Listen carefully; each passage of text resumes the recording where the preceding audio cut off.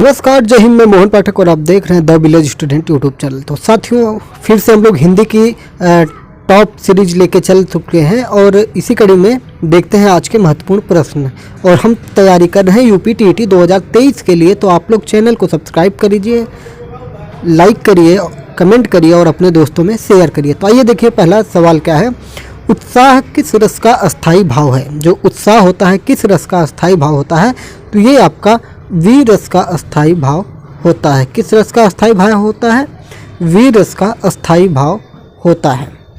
दूसरा क्वेश्चन है, कवितावली के रचनाकार कौन है? तो दोस्तों, कवितावली के अगर रचनाकार की हम बात करेंगे तो इसके रचनाकार तुलसीदास जी हैं। कौन है? तुलसीदास जी। अष्टछाप के कवि नहीं हैं। क्या कह रहा है क्वेश्चन? ध्यान दीजिएगा कि नहीं है। तो अष्टछाप के कवि कौन नहीं है? तो नाभा दास जी नहीं है। अष्टछाप का लोग ट्रिक बताते हैं कि लास्ट में दास दास दास आए। तो आप देखिए, चारों ऑप्शन में नाभा दास, कृष्णदास, परमानंद दास, नंददास, तो चारों ऑप्शन में दास लगा हुआ है। तो ट्रिक के चक्कर में कम पढ़िए और फैक्ट के चक्कर में ज़्यादा पढ़िए, याद करिए, समझिए। तो अष्टछाप कवि कौन कौन है? तो कृष्णदास, परमानंद दास, नंददास और भी 5 लोग हैं। तो यहाँ पे आपका पहला आंसर हो जाएगा कि जो कि नाभा दास जी अष्टछाप के कवि नहीं हैं। आइए अगले क्वेश्चन पे चलते हैं। भूषण किस काल के कवि हैं? जो भूषण जी हैं ये किस काल के कवि हैं? तो बात करते हैं। तो भूषण जी रीतिकाल के कवि हैं। भूषण जी किस काल के कवि हैं? रीतिकाल के कवि हैं।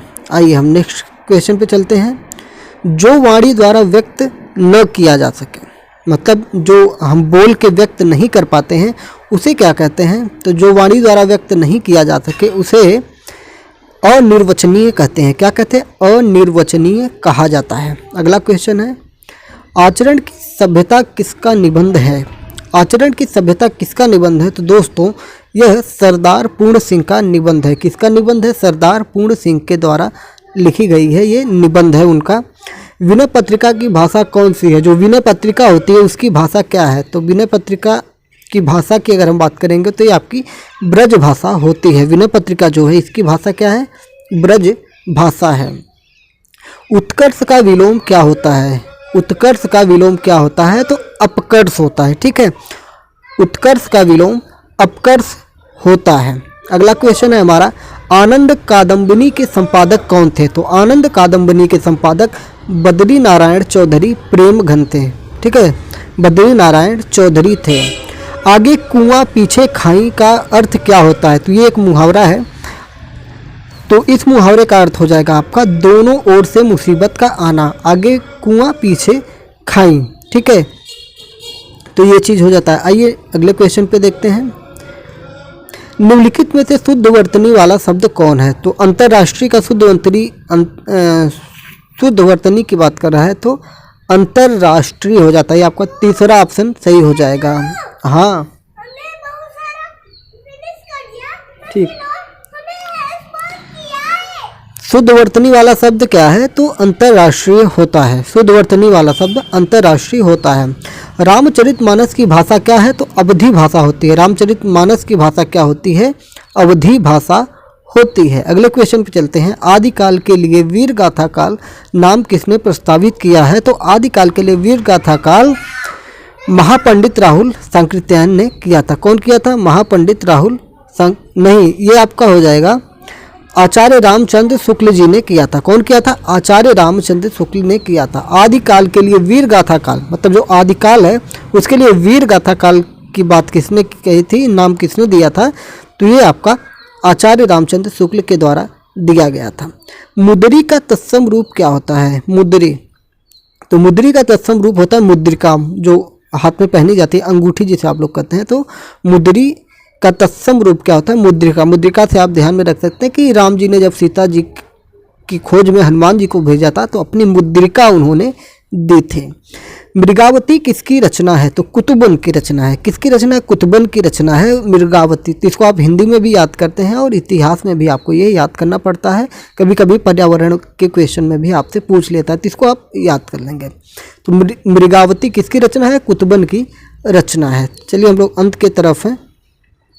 सूर्योदय का संधि विच्छेद क्या होता है?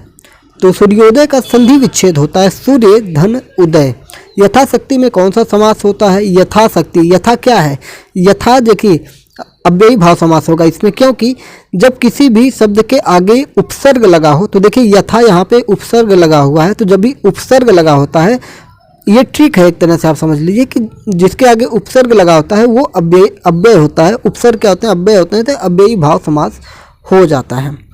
कौन सा तद्भव है? तो तद्भव की जब हम बात करेंगे तो इसमें भंवरा, जो चौथा ऑप्शन है आपका भंवरा, भंवरा क्या है? एक तद्भव शब्द होता है, तत्सम शब्द तद्भव होते हैं।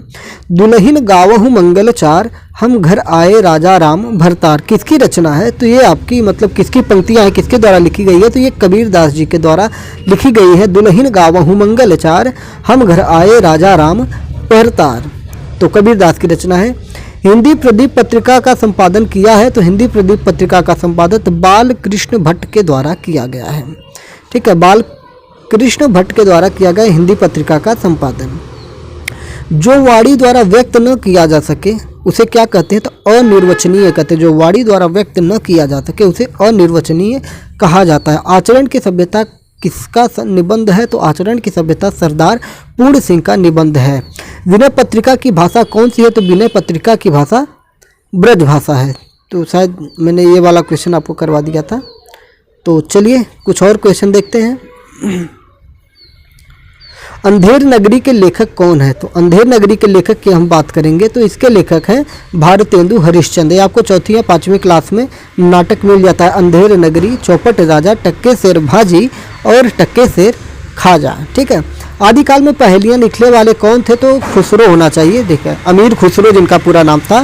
तो आदिकाल में पहेलियां लिखने वाले कवि कौन थे? तो अमीर खुसरो जी थे। आदिकाल में पहेलियां लिखने वाले कवि अमीर खुसरो थे।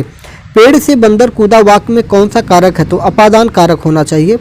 तो हाँ, पहला ही ऑप्शन सही है, पेड़ से बंदर कूदा, क्योंकि अलगाव की बात की जा रही है तो इसमें अपादान कारक हो जाएगा। निम्नलिखित में तद्भव शब्द कौन सा है? तो इसमें आपका तद्भव शब्द मछली हो जाएगा। ठीक है, मस्तक, अग्नि, भ्रमर ये तत्सम शब्द हैं। तत्सम शब्द वे होते हैं जो संस्कृत के मूल शब्द होते हैं, और तद्भव शब्द जो होते हैं जो हिंदी में प्रयोग किया जाता है। तो मछली हम लोग हिंदी में प्रयोग करते हैं। चौपाई छंद के प्रत्येक चरण में कितनी मात्राएं होती हैं? तो 16 मात्राएं होती हैं। ठीक है, चौपाई के प्रत्येक चरण में कितनी मात्राएं होती हैं? तो 16 मात्राएं होती हैं। तो चलिए रहे ये आपके आज के क्वेश्चन। ठीक है, तो अगर अच्छा लगा हो तो चैनल को सब्सक्राइब कर दीजिए, अपने दोस्तों में शेयर करिए, लाइक करिए, कमेंट